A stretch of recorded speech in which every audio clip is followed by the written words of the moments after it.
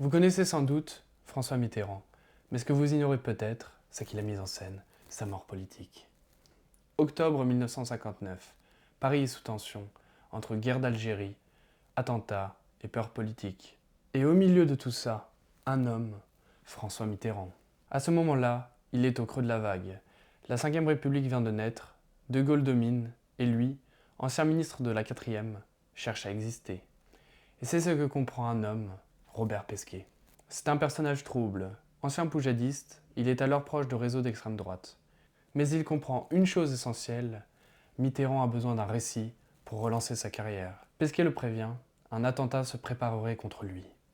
Les deux hommes se voient alors plusieurs fois.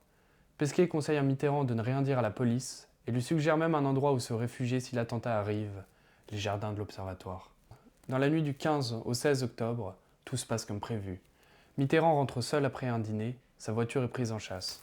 Il saute alors la grille des jardins, se cache dans une haie, pendant que des balles criblent sa Peugeot. Il s'en sort indemne. Au lendemain des faits, Mitterrand accuse l'extrême droite, mais très vite, le doute s'installe. Les témoins racontent quelque chose de troublant.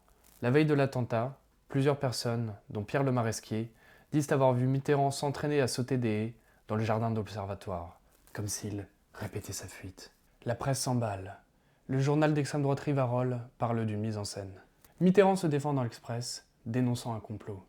Politiquement, presque tout le monde s'éloigne. Tous, sauf un, Pierre Mendès France, qu'il soutient publiquement. Plus tard, Pesquet publie des lettres écrites avant l'attentat, décrivant le scénario à l'avance. Les soupçons explosent.